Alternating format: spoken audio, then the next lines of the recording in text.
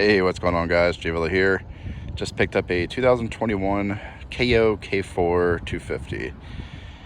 Just took delivery of it last night. It was late in the evening, so didn't shoot any photos or videos. So here it is. It's pretty self-explanatory. If you've already been looking into KOs, you already know what the prices are or what they should be. Beware of dealer markup in this market right now. These should be 38 before any of your taxes. And of course, your document fees or dealer prep or anything like that. I was able to negotiate the freight and delivery prep to be waived, so I saved almost $800 on that alone. So I took this out the door for, I think it was $4,100, or just shy of that. So it wasn't a bad deal. I opted to go with this over the K6 just because of the price difference and my ability and time to ride with raising a family. So I'm not going to be out there riding every day or every week. Sometimes it might be one or twice a month. So I figured that this would be suffice. And plus, there are a couple different people that I have found online that do quite a bit of work on these.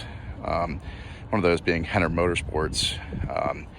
Do a lot of the porting, 300 kits, carburetor porting, also suspension tuning, modifying and revalving, so things like that.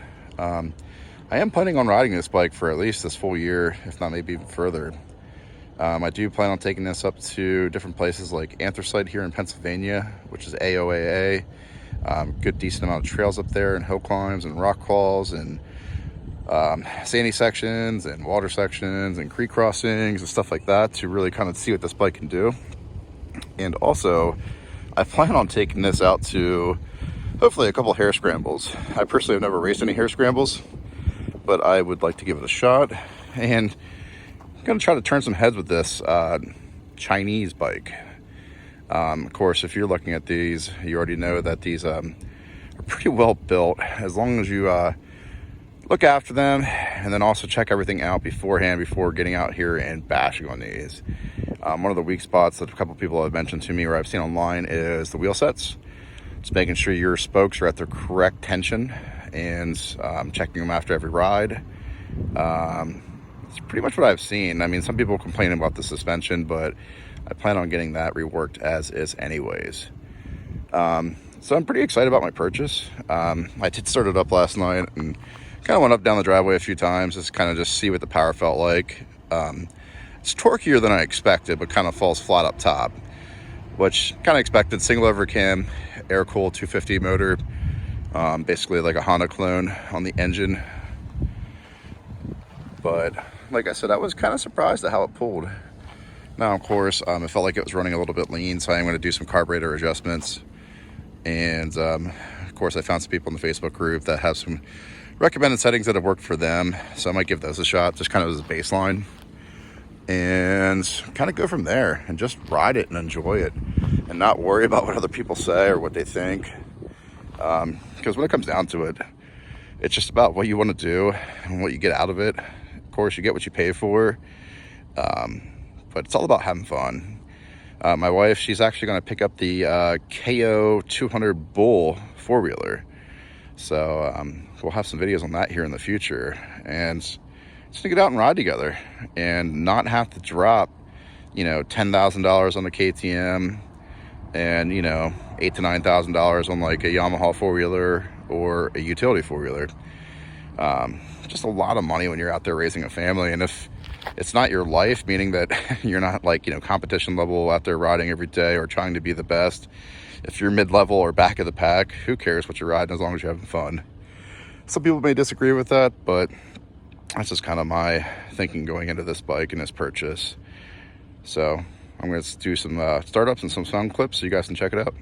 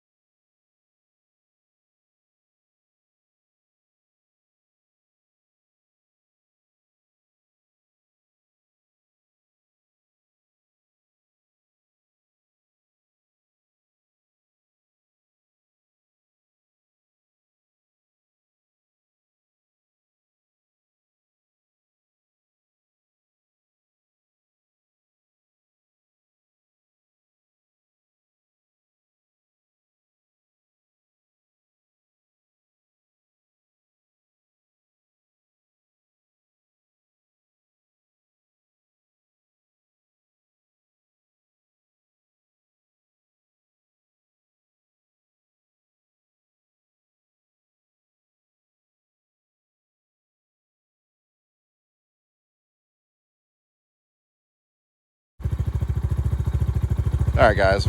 I did bring it up to operating temperature. It is fully idling, off choke, fully up to temperature. Did you hear what it sounds like?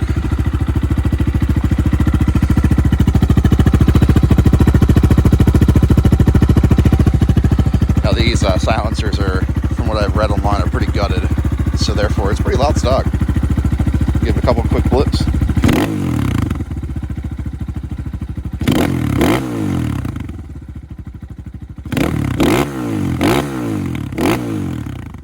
So yeah, sounds pretty good, pretty loud.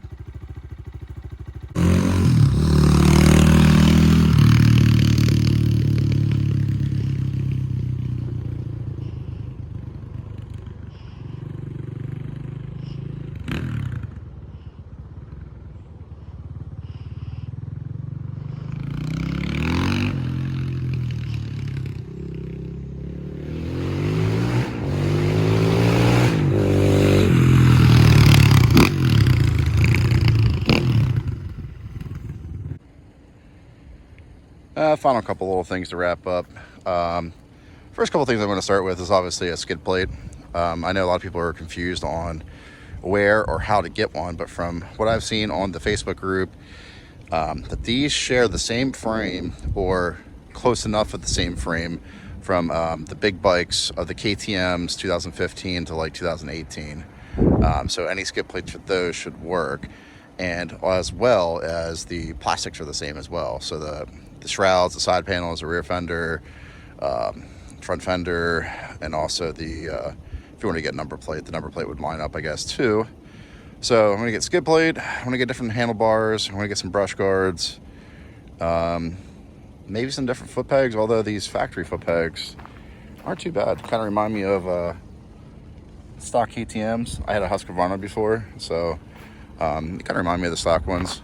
If I feel like I need to upgrade, I will. But as far as that, it's just going to be riding it. And I'm going to pick up another GoPro so I can try to get some GoPro footage for you guys at a couple different places that I ride at, and show you guys what this thing can do. It's a pretty sweet little bike so far. Like I said, I just took it last night, so I don't really have a long exposure review to it. This is kind of like the honeymoon phase of bringing a brand new bike home for a ridiculously cheap price. So yeah, if you guys have any questions, go ahead and just leave it in the comments below. I'll try to do my best to answer or point you into some of the directions I found, because I've been doing a couple weeks of research on these bikes. And definitely the Facebook group seemed like it had a decent community on these guys. So yeah, I can definitely try to help you out.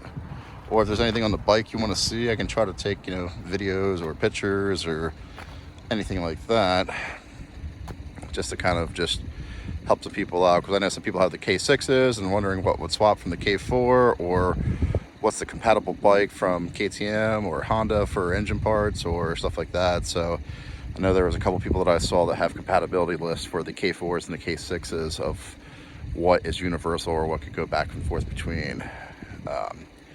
The K2 is a little bit different. So smaller bike, smaller frame, obviously different suspension.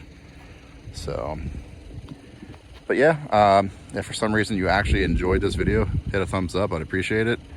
Of course, if you didn't, you can always hit a thumbs down. It's not like you're going to see it anyway, so it doesn't matter to me. I'm just doing this for fun. I don't make any money out of this. And I'll see you next time. So yeah.